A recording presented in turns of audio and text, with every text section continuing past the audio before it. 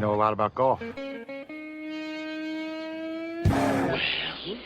We're waiting.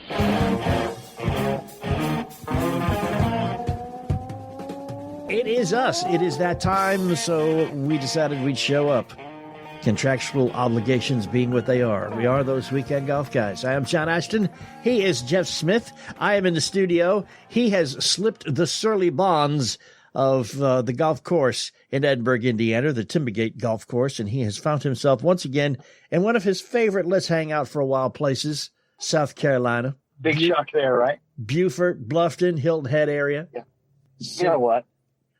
I am currently sitting at a really cool, old school, old South kind of a place. The vibe here is just calm, relaxing, and I feel like I'm in an old Southern farm. Got these big oak trees with Spanish moss hanging down off the branches. Oh, it's beautiful. And I'm sitting out here looking out at the Okatee River. I am at a place called Old Field. Old Field, okay. And what a cool place to be, outside of the fact that it's 85 degrees and sunny. Just not cool. It's perfect. Yeah. But I got to tell you, I drove through the gates, and the place just opened up, and it just felt friendly, just flat out friendly. Yeah. I'm good with friendly. That's the whole. And so far, every single person I've run into has been like a genuine happy smile on their face. Like, hey, life's not bad here. Well, first off, they're all at a golf course, which beats working for a living. Even if you're working at a golf course, it beats working. Yeah. Yeah, there's no doubt about that. The vibe that I got from everybody here, the golf shop guys, the guys outside, and the manager of the club, and the lady who was checking everybody in, just like they're all relaxed and having a good time. Like, yeah, this is a spot, man. Yeah. So if you don't live down here at Old Field, you probably want to. That's all I can say. Do they have that sign out front that says, if you lived here, you'd be home now? I always like those signs. I haven't left yet, and it might be on the way out. It might be the thing going, hey, guess what? The place you live is worse than the place you're at right now. No, the sign when you leave, man, it just says, y'all come back now, here. Yeah, it has that vibe to it. It certainly does. We're going to be vibing on some stuff coming up. We're going to be talking about, some practical tips, some how to get better stuff, and some price considerations. Going to talk to Jeff about some of that when we come right back. We are those weekend golf guys. Hang out with us. Stunning. You don't have to hit a shot to fall in love with the Pete Dye and Donald Ross courses at French Lick Resort. Our hotel and golf packages are the way to go. Add the casino and spas, and it's a road trip for the memory book. Safely get back to the game you love with one of the packages found online at FrenchLick.com. Legendary golf at French Lick Resort. A breath of fresh air. Must be 21 to enter casino. Gambling problem? Call 1-800-9-WITH-IT. Tired of paying outrageous prices for Viagra? Well, we have great news. Now you can finally get Viagra at huge discounts. Generic sildenafil allows you to save up to $650 on Viagra. Why pay name brand prices of $15 per pill or more when you can get the same results for less than $3 a pill? Call today and get 50 generic sildenafil pills for just $99. Call 800-705-4051. That's 800-705-4051. Again, 800-705-4051. You want to see how great a golf instructor Jeff Smith really is? It's very easy. $5golfclub.com. The number $5golfclub.com. It is us, those weekend golf guys. I'm John Ashton. He is Jeff Smith. He is in South Carolina, where he tends to spend a lot of time. There are a lot of great golf courses in South Carolina. In fact, they're playing the PGA Championship on one of them this very weekend. As a matter of fact, they are. Yes, they are. And, interestingly enough, they're also going to be coming back here. The tour is coming back to South Carolina shortly to play at another really cool place that nobody's really ever seen anything of before, called the Congaree Club. And it's an inland course. It's not like Kiowa where it's on the ocean. Right. But this one's an inland club, and it's magnificent. They're out of Hilton Head at the Harbortown Links. Yeah. They were. So the PGA So- Tour must love South Carolina almost as much as you do. Maybe. I'll have to ask them. Yeah. I have lived in South Carolina. I have played golf in South Carolina. I've got some questions, man. First off, let me ask you a question. When you're a golf course operator and you lease golf carts, Yeah. do you lease them a specific amount per month, or do you lease them by how often they are used or how much they are used during the course of a year? No, you're paying on time. You know, the leasing companies, you know, for example, EasyGo or Club Car or Yamaha, you know, those are the big three, Yeah. right? Mm-hmm. They give you a lease, and it might be a 3-year lease, a 4-year lease, or something like that. But you're paying for them every month. It's basically like leasing a car. Yeah, every month. Okay. So Like leasing a car. Yeah. So then that would be a variable a variable cost in operating a golf course, because based on how much you're paying for that lease, It's fixed. the cost is fixed, but the profit would be variable because you charge those carts for your players, right? But you can't guarantee how many of those carts are going to be used every day, so you can't guarantee how much revenue those carts are going to generate on a daily basis. Let's say you got a rain out on a weekend, right? You're instantly looking at that not just as a green fee loss, but as a cart revenue loss as well. Right. Because you still have to charge the batteries. You still have to do the maintenance on them. So your expenses are effectively the same until some numbnuts goes out there and wrecks a golf cart. Yeah. You know, and then your expenses go way up, right? Well, So hopefully you're covered with insurance. You have a handle on your expenses on a day-to-day basis. Yeah. These are all questions I have leading up to a complaint I have, or not a complaint, but a misunderstanding or something I just don't plain understand. And I'm going to go back to something. You want to complain about it? I'm going to go back to something in your future. I'm going to complain about cost. Okay, I played a very, very nicely kept golf course in Jeffersonville, Indiana. It's called Elk Run. 18-hole course, very well maintained, very well manicured, nice layout. Average green fees on it is $39. I played a golf course that you used to work at or work out of. Yeah. Otter Creek Golf Course in Columbus, Indiana. Not necessarily more challenging than Elk Run. Not necessarily more well manicured than Elk Run. Yet it cost almost twice to play there what it cost to play at Elk Run. How do golf courses justify? Do they just pick a number? Do they say, well, it's going to cost us X amount of dollars to run this course for a year based on whatever their cost analyses are, and this is the percentage of profit we want to make, so therefore this is what we have to charge for green fees?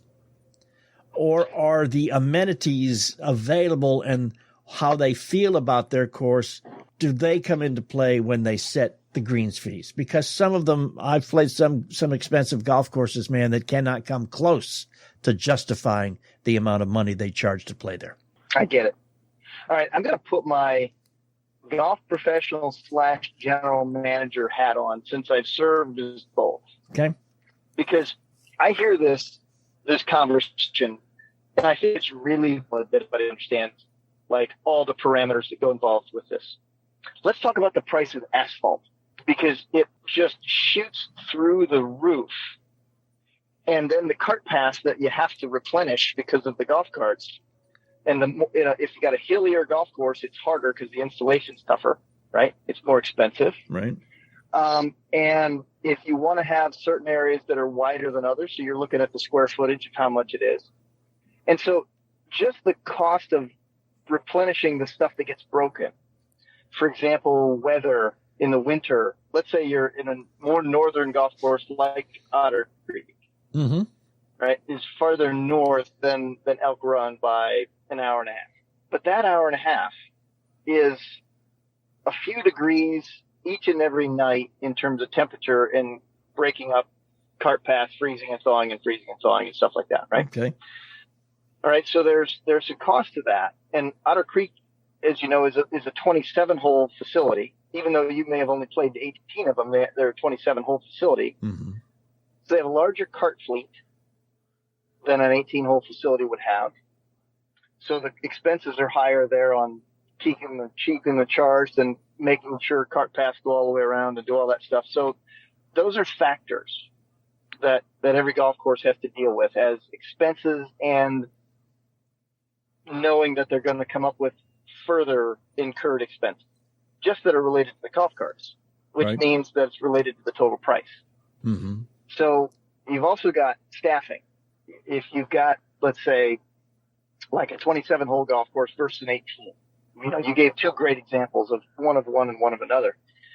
So the staffing for a golf course that's 27 holes is more expensive. Let's say that you got a full day out on each golf course, and all the carts are out of the barn. Who stays later every night? The guys with more golf carts to put away. Right. So you have those incremental expenses over one type of facility versus another. And then you've also got insurance on those vehicles. The larger the cart fleet, the larger the insurance.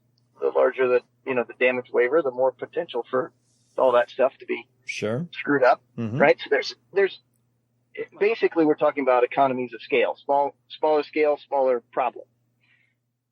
But let's say you're one down in Elk Run. Is that a hilly golf course? Yeah. Well, the back nine's so they're hilly. going to have what's that? Back nine's hilly. Yeah. Yeah. So they're going to have a lot of cart path wear down at the flatter spots. Yeah. But not so much on the inclines. Mm-hmm. So they're concentrated areas of cart path repair and water damage and stuff like that will happen around there. Where a place that's got, a little bit more level all the way around will actually get more wear all over the place. So they probably have more cart path area to repair. Okay. So there's expenses of that. And then you look at how big the parking lot is too.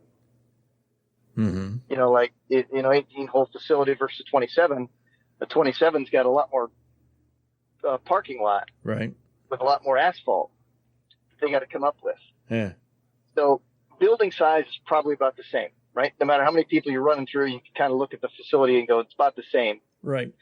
So we're not really looking at different levels of wear and tear on a building. But as you talk about prices and profit, everybody who's been in the golf business laughs at the word profit because nobody makes any. Because they don't make any because of some of the things that I just mentioned. Right. Staffing, right? I didn't even talk about the fact that, a 27-hole golf course has obviously more greens, more fairways, more tee box, more rough, more trees, more problems like that to take care of. That's kind of an unspoken thing, but I might as well speak of it, right? Than an 18-hole course of the same ilk. Yeah. Right? So, yeah, one is going to be more costly than another, and they have more to maintain. More leaves to blow, more leaves to rake, more trouble to get, more trees. That means more fertilizer in the ground because the trees suck up an awful lot of that. So there's a lot that goes into it. But profit really isn't one of those things that we ever get to talk about. We dream about it as general managers and golf professionals. We yearn for the day that the money that we take in isn't already spoken for just to keep the place afloat. Okay, Jeff. Hey, listen. Let alone make improvements. So hey, it's me. I'm not with the IRS, man. You don't have to give me this "we don't make no money" story, okay? We're gonna take a quick break and we will come right back. We are those weekend golf guys. Hang out with us. Of course, we have a Facebook page, facebook.com/golf guys. We would love it if you were to go there and like us. We'd love it even more if you'd go there and follow us. facebook.com/golf guys. Summer is almost here, which means Father's Day is almost here, which means grill out season is, well, it's already here. Admit it, okay? Need you right now, do something. Prepare yourself. Go to omahasteaks.com. Type Golf Guys in the search bar and order for your dad, for yourself, for whoever, the Get Out and Grill assortment. That's what it's called, Get Out and Grill assortment. It includes 20 entrees that Dad's guaranteed to love, like ultra juicy burgers, plump chicken breasts, sides, desserts, 4 10-ounce butcher's cut New York strip steaks, aged 30 days. And why is that important, you ask? Because age equals tenderness. Plus, you'll get 4 free New York strip burgers with your order. Here's what your box will contain when you order it.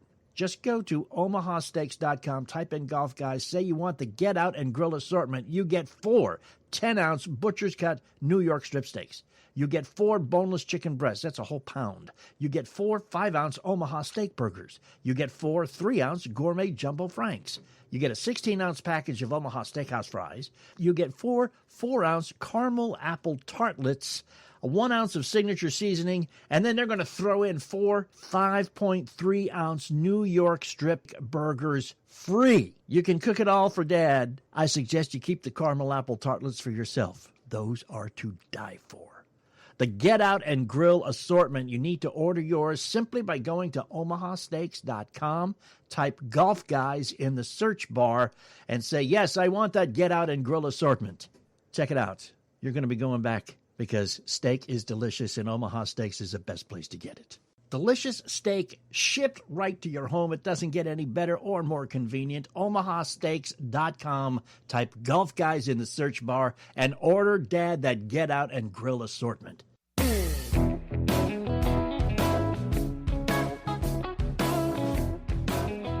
And we are back, those weekend golf guys. I am John Ashton. He is Jeff Smith. Man, poor, pitiful me, man. Gonna have to get some of that government money now to supplement the I don't make any money story. Before last year, you saw a lot of golf courses closing. Well, that's true. Yeah. And then COVID forced everybody outside. Yeah. And all the golf courses finally brought in some money, and they can actually like pay bills and do cool things like fixing cart paths. I would imagine, off the top of my head, we mentioned just 2 courses in Indiana that I compared that I both played. The Elk Run at $39 for 18 holes, and then the Otter Creek at $79 for 18 holes. Yeah. And, we talked about the differences, 27 versus 18, maintenance costs, all that kind of stuff. Now, let's go further south. Let's go down to where you're at right now. Oldfield, 18-hole facility. Oldfield. Yeah, 18-hole facility. I bet you can't play there for $79. I bet you you're right. Yeah. Is it just the cost of land? Is it the attractiveness? Is it the fact it's in South Carolina? What justifies? I don't think it's the fact that it's in South Carolina. I think it's the fact that it's in a certain location in South Carolina. Mm-hmm. Right? Some markets, a housing development, community kind of a thing. You own a house in here, and you're a member of the club, but you can come here and pay to play. But I didn't check the fees. But I'd be very surprised, right, if you could play here for $79. Well, I mean, in 1984, it cost me $85 to play at Harbortown Links, and that was because I got a great deal and I was with somebody who knew somebody. Yeah, I was going to say, I think it's probably upwards of $250 now. Yeah. Yeah, I think so. They completely redid this monster clubhouse. It's unbelievable. Okay. And I appreciate that, and it's nice and it's attractive and it's comfortable, but I'm going to be there in that clubhouse for maybe 2 hours max. Yeah. That's if I hang out after my round and drink heavily and eat, which again is not going to be free. So, you can tell me that the excuse for charging $250 to play at this golf course is I got a great clubhouse, but I don't care. No, I'm not thinking that it's an excuse. I'm just telling you what I think they did that made it. I don't think that had to do with the price of it. I think that just the supply and demand of it had to do with the price of it. Okay. I'm just saying they built a gigantic clubhouse too. I think the real reason that it was pricey, because it was pricey before they built the clubhouse. Right. It's just supply and demand. The tour plays there. It's scenic. Yeah. It's got the lighthouse factor in the background where everybody goes, oh, I want to play those 2 holes. Yeah. I want to aim at the lighthouse, man. Yeah. Yeah, right. And they want to do that because it's a place. Like it's the same thing when you talk about PPC at Sawgrass, right? Everybody wants to go play that. Guess how much it is to play there? An arm and a leg. The good news is they take that after the round.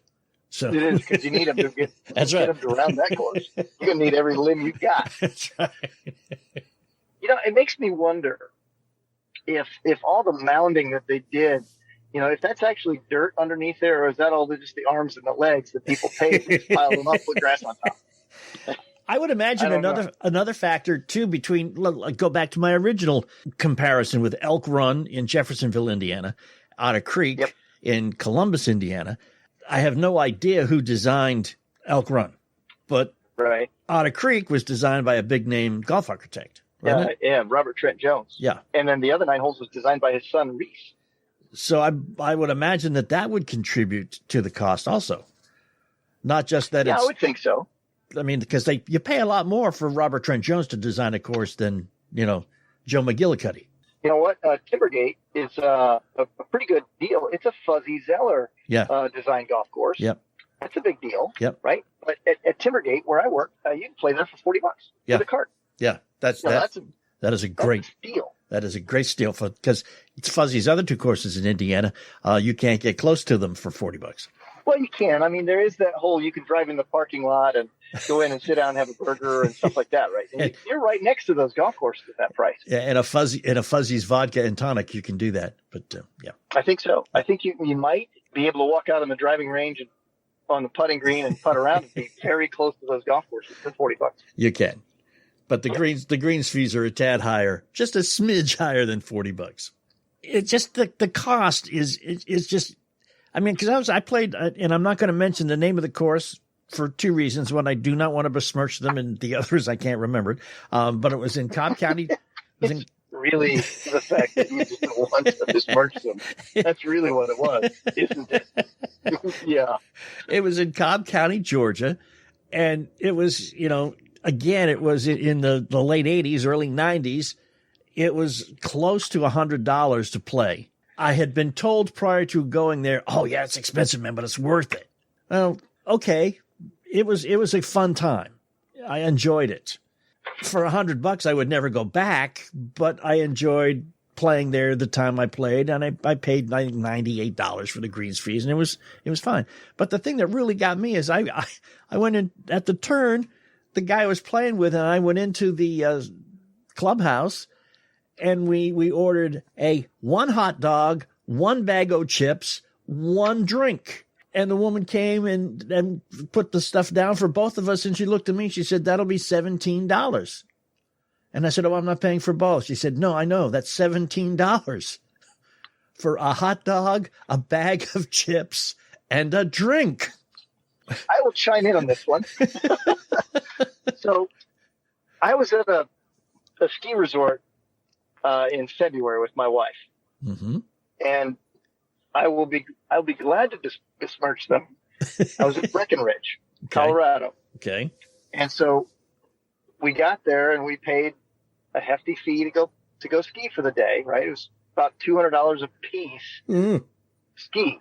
But we went in to get lunch, and we each got a bowl of soup in those little paper cups. And a little plastic spoon. Yeah. And you know what soup it was? You know it. I know it. It's the same can of Campbell's chunky chicken soup that we got, right? Right. That we can go to the grocery store and get for 88 cents. Yeah. So just the two of us getting a bowl of soup apiece, nothing else, on a plastic tray to carry it with and plastic spoon, I paid $24 for two little cups of soup. Yeah. Now, I was reaching out for an apple over by the counter when she said $24, and I asked her about the apple, and she says, those are 10. What? 10. And I looked at her, and she wasn't even embarrassed. So I understand your plight. I understand that when they got you there, they got you. Yeah. And you got to pay it. Or you just go hungry. Yeah, I mean, those were the two choices. I could have said, I could have said, I haven't eaten it, I haven't taken a sip of the drink, take it back, which would have been embarrassing, so I would not have done it to myself. But just the thought process that goes through the operators' heads when they say, these are the prices we are going to charge because we can get away with it, or because we know that most people are not going to come back a second time. Anyway? Yeah. Is they just taking advantage or what, man? I think they are. Okay. I mean, especially when it comes to the food that you all know, everybody understands. Look, I understand very clearly the cost to operate a golf course. And believe me, the one you're talking about, Elk Run down there only charging $39. They're not going to make it at $39 because today's $39 doesn't have the value of 10 years ago's $39. That's true. Right? It's going to have to. They can't make that $39 go far enough. Yeah. So they don't make it on that alone. Yeah. And I understand Otter Creek trying to charge $79, but they're not going to make it because nobody's going to show up. because they didn't stay within the price realm of people showing up a second time for that. Right. Like Breckenridge charging that much money to go ski. They know you're not coming back for a while. Right. Yeah. They know they got you on the apple. They know they got you on the soup, but they also know you're not coming back for a while. Yeah. Truth is that kind of stuff makes you not want to go back at all. And resort golf courses do the same thing. I mean, you go to a golf course at a resort and you're going to pay. I mean, you go to the Greenbrier. They have many courses. They've got multiple courses there, but they're all very expensive. You go to Branson, Missouri. And there's 6 or 7 golf courses at that one resort there, all of which are $150 or more. Even at French Lick, you can't play golf at French Lick for it's now, a resort course. Let's go to Branson, Missouri for a second. Okay. You get roped into going to Branson, Missouri because of all the stuff that they do there, and your wife wants to go. Mm-hmm. And you don't want anything to do with all that stuff she wants to go do, which is shopping and all that stuff. You will pay $150 not to do that. So they give you a good option to spend your $150 on to get you away from that. Right. And they call it great golf. Okay, I got it. They've managed to pull that off. Good for them. They've hit you where you live, John. Don't make me go through that. I will gladly pay $150 not to experience this today. And suddenly I find it so worthwhile. That way, when you go back to Branson, Missouri the next time because your wife insists on it, you can go, honey, I had a great time last time. Let's do it. Let's do it. I'm bringing my clubs. And one more time, you're going to go do it. Yeah. So they got it figured out. Yeah. They took away pain for $150. And that's true. I mean, just identify the pain points and people will pay the money as long as you're going to alleviate that pain, right? Right. And that's why I think resort courses, they have that ability to do that, right? Because they have to keep everything just so in terms of the facilities all around it and all that stuff to maintain that price point. But they can get that price point because you're on vacation and you don't want to go do stuff that you want to do stuff and you'll pay a little extra. But when it's your home track, when it's in your town or in your area, right? And you would go back a first, a second, a third time, you call that highway robbery. Yeah, exactly. If it's the course you're going to go to every weekend with your buddies, it's not going to work that way. I've got a technique question too, something that you mentioned kind of in passing. I remembered it's one of those things that just kind of popped back into my head after a while, and I have got to tell you that the results of remembering what you said are phenomenal, and we will revisit that as soon as we come right back, because we're coming right back. Hang out. We are those weekend golf guys.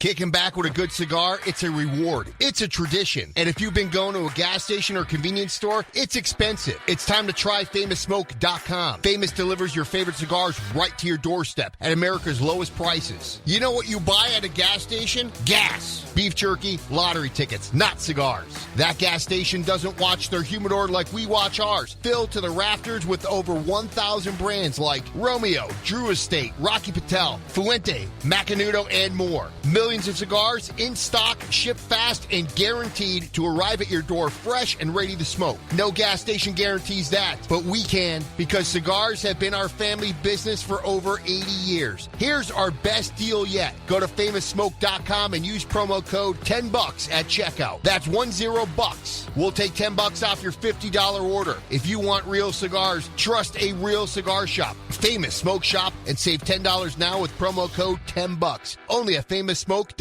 Texting enrolls you in recurring automated text messages. Message and data rates may apply. Hi, I'm Frank Thomas, the Big Hurt. After I left baseball, I just couldn't stay in shape like I used to.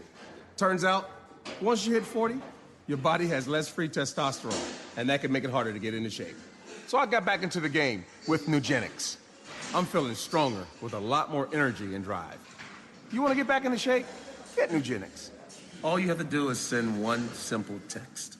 Frank's right. Just text MAINE to 321321 to get a complimentary bottle of award-winning Nugenics, the #1 selling free testosterone booster at GNC. Its unique man-boosting formula is powered by Testofen, a patented key ingredient clinically researched to help a man feel stronger, leaner, more energetic, and more passionate. And guys, she'll like the difference too.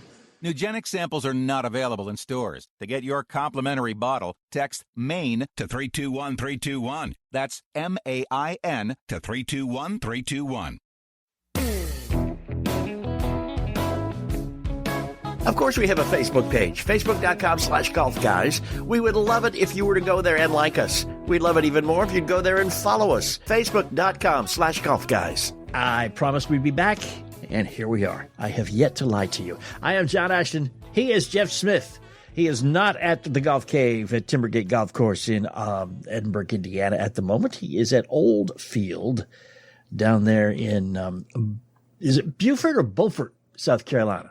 So it's Beaufort in South Carolina. Yep. In North Carolina, it's spelled the same, and they call it Beaufort. Yep. Beaufort sounds correct, and South Carolina already had it. I don't know. Maybe that's what I don't know.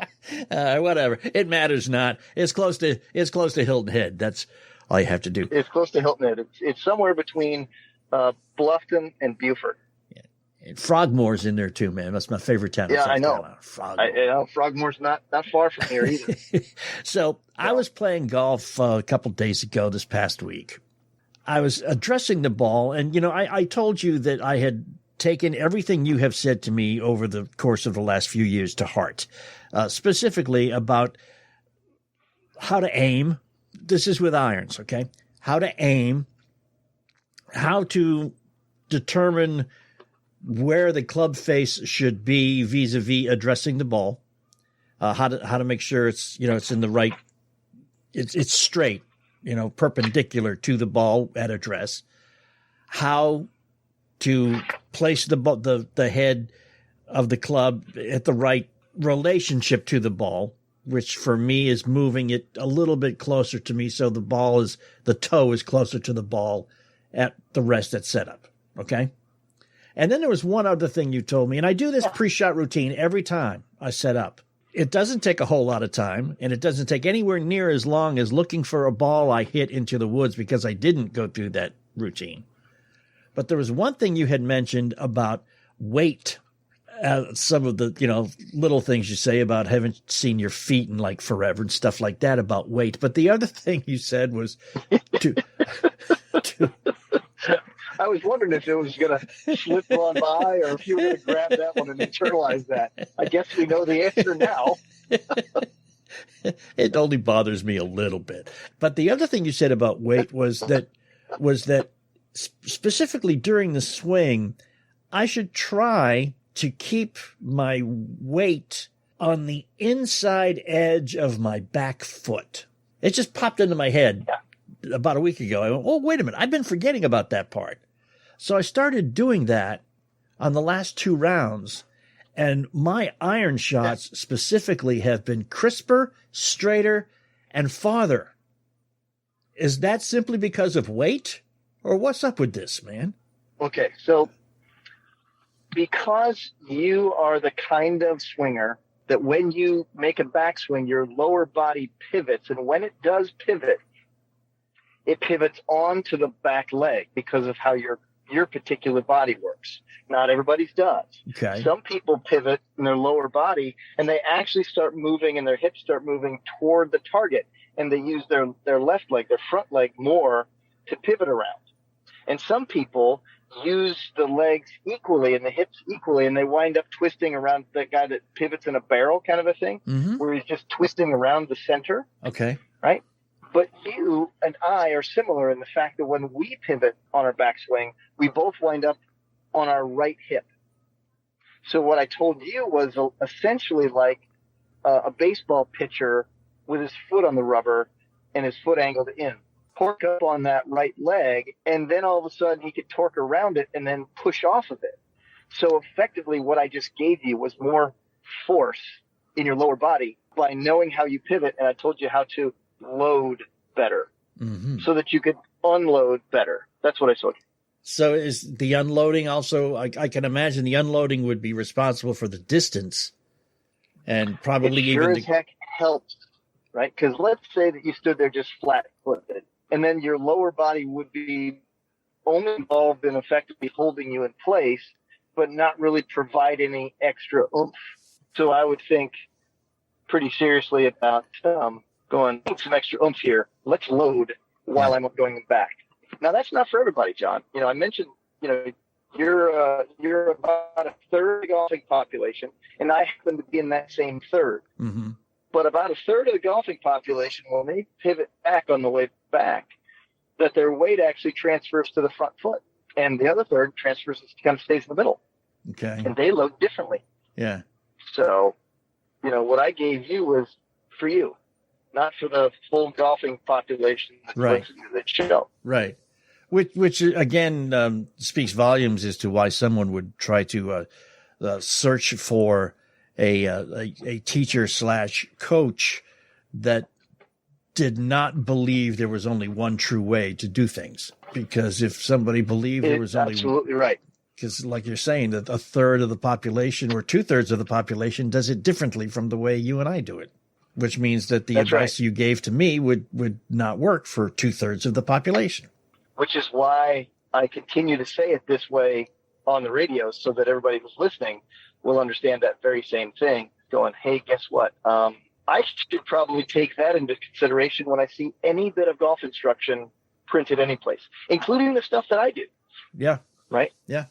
I'm going to do stuff that's going to show up in magazines. I've done that in the past, and, it's difficult because it's tough to preface a little bit of information with, hey, this is not for 2/3 of you who read this magazine. Yeah. Because, the editors of the magazine, they're really looking for something that's only good for a third of the population.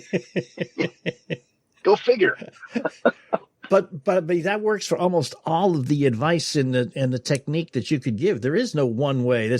Everything has got to be broken up into at least, I would think, 50-50, if not thirds of the population. Well, when you think about it, let's just think of it this way. It either suits you or you have to work hard at it. So it falls into those two buckets, so to speak. And I really don't want people to work too hard at it. This is a golf game. This is fun. Let work be work and let golf game be fun. Right. And let's make it easier. Yeah. Let's make it easier to get good. And that's how that is. It is substantially easier.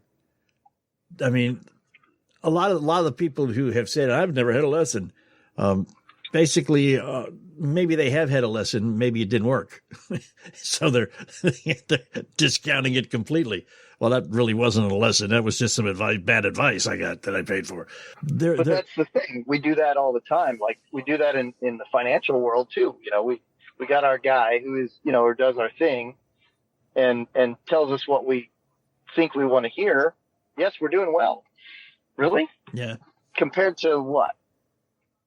Yeah. And so we got to figure that out. And if we're not doing that well, we got to know, is that bad advice or is it just not, is it okay advice, but just not the best advice for us? And there's a lot of that same stuff. Teach somebody how to cook and you tell them how to do this and this and this and use these particular ingredients and you might love it and I might hate it. Yeah. Yep. That makes it also difficult to judge the lessons you have been taking. I guess it would come right down to basically how easily you were able to accomplish what you wanted to accomplish. I mean, because I'm sure I could go to 6 different people and tell them I want to. And you repeat it. Right. But I could go to 6 different people and say, I want to learn how to hit my irons more accurately. And all of those 6 people would be able to teach me how to do that. But some of them would teach me ways that would require me to practice over and over and hit innumerable amounts of balls on the practice range, while others could impart a technique that would be much easier for my body to adapt to, therefore much quicker to see the results, therefore take less work, less time, and feed me with less frustration. I'm glad you said it that way. I really wouldn't have said it any differently. Because you're right. There's a lot of things that people will tell you to do. And some that don't match up with how you're built require an awful lot of work to get there and an awful lot of maintenance of said work. Yeah. Yeah. Yes. That is very true. Yeah. And many of us have been in that boat. Many of us have gone and stood in front of the guy who was like, no, don't do it that way. Do it this way. But it feels totally unnatural to do it that way. Well, you'll get used to it. And that's your cue to exit stage left. Yeah. Or stage right. Either one. Yeah. At that point. Just as long as you're trucking all the way. Because realistically, if you have to work that hard, Why? You're already swinging the club some way, somehow, when there's no ball around and you're standing in the backyard and you're swinging it and your club lands at a particular spot. Mm-hmm. And that's a golf swing that you could repeat again and again and again. Now, to make it effective and efficient and powerful, that's something you got to repeat. But as soon as there's a ball there, people start to talk differently. Yeah, for some reason, that little white orb in front of you gives you a whole new idea of what you're doing. It's ridiculous, man. It is. It blows my mind that people don't separate those two things, but they do when they're on my lesson tee. Yeah. Yeah. Because we're talking about, is this movement of the club stuff, or is this contact stuff, or is this flight stuff? What are we talking about? And everybody always talks about movement of the club stuff, swing, right, as it relates to flight stuff. Mm-hmm. I'm like, wait a second. We actually created the flight. And then I take a ball away from them, tell them to make a swing, and then they understand that's a swing. But then there's no ball, so then there's no flight. Yeah. So then we start talking about the flight, and now they get it. And then we put together the pieces to make a better flight. They put a ball back in front of them, and they use the same swing, and all of a sudden they got better flight. And they look at me like, okay, that was too easy. Yeah. Yeah. Okay. It was. I tell you, the one thing you did for me, man, that I will to my dying day says probably the most important lesson I ever learned from you was when you put that dime in front of me and had me hit the dime. Yeah. Uh-huh. If you can swing a golf club accurately enough to get a dime airborne, you're swinging the club correctly. It works pretty well. You certainly get it to be a landing spot correct. That's for sure. Yeah. Right? Yeah. But, I use pennies now instead of dimes because I know this now. I kind of knew before, but when I had you in my hand, there was a dime there. But certainly pennies are cheaper. Yeah. Right. But they are softer than the face of your golf club. Oh, okay. And so when people are hitting off mats and they're hitting inside, they're doing things, practicing in the garage, doing all the stuff, like throw down pennies. Okay. And it isn't just because you can spend less money smacking around a coin. It's the fact that pennies are softer. Right. And when you can, line up some pennies and swing between them, your swing path's good. Yeah. When you can throw a particular penny down in front in the middle of that little track of pennies that you just swing between to make sure your path is good. And then that means your landing spot's good. And if you tighten it up enough, that path of that track of pennies that you put down, so the club barely goes through them, you're really good on path. You're really good on ball position because the middle penny, the one that you have to hit, will actually strike in the middle of the face because you didn't, you weren't too wide with your penny track. And all of a sudden now you got 3 pieces of feedback and you can do great. Yeah. And before you know it, you keep that up, you could actually play blades. You know what? No, you couldn't. I've had 2 people switch to that. Really? Because they were constantly hitting the middle of the face and they wanted to bring the ball flight down and they stopped having those, the big clunky clubs that have the big heavy weights on the soles. Right. And wide sole plates and all that. And once they get good enough to hit it in the middle of the face all the time, we switched them into harder to hit club heads, and 2 of them went to blades because the ball flight stayed lower, more penetrated more. Huh. Fantastic. See? Again, just extolling the virtues of taking lessons or be coachable. Find somebody with whom you can relate that will work with you and help you vis-a-vis the way your body works. Do it that way. Hang out with us. We got more. We'll be right back. You want to see how great a golf instructor Jeff Smith really is? It's very easy. $5golfclub.com. The number $5golfclub.com. You're still running your business on QuickBooks? QuickBooks? Well, it's more like quicksand. The bigger your company grows, the faster you sink with outdated software that just can't keep up. And you want your company to grow as big as it can. Keep growing and growing and growing. So why are you using software you'll outgrow? You don't have time to spend dealing with manual processes like multiple systems delays, scrambling to get the numbers you need. You need to get on solid ground with NetSuite by Oracle. It's a scalable solution to run all of your key back office operations, no matter how big your company grows. That's what you're looking for.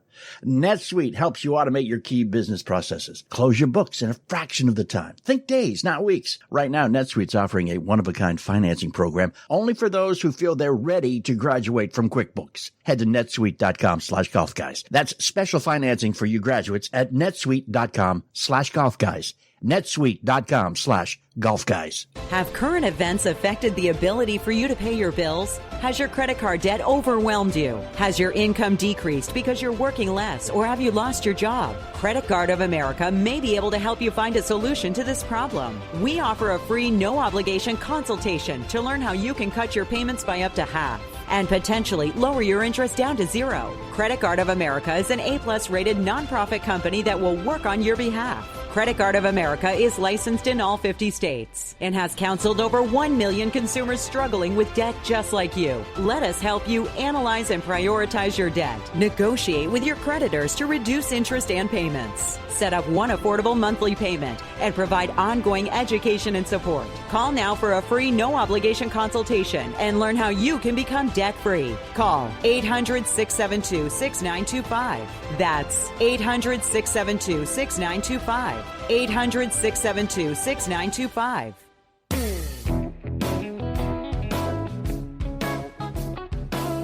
And we are back, those weekend golf guys. John Ashton here, Jeff Smith there. We were talking in the last segment about being able to impart advice that is specific to the golfer. Very important that you understand and learn from someone who understands that there is no one way right to do these things. We've got one with us. He's been on this show for the last, 7 years, Jeff? Creeping up on 9, I think. Yeah. I know. It's interesting that I don't look any older.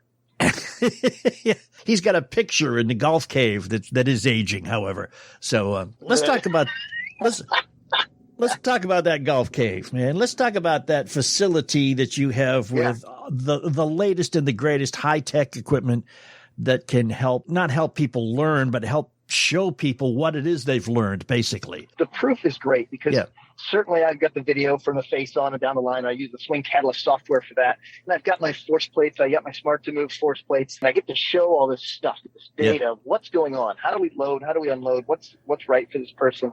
How do we make sure that they're most efficient?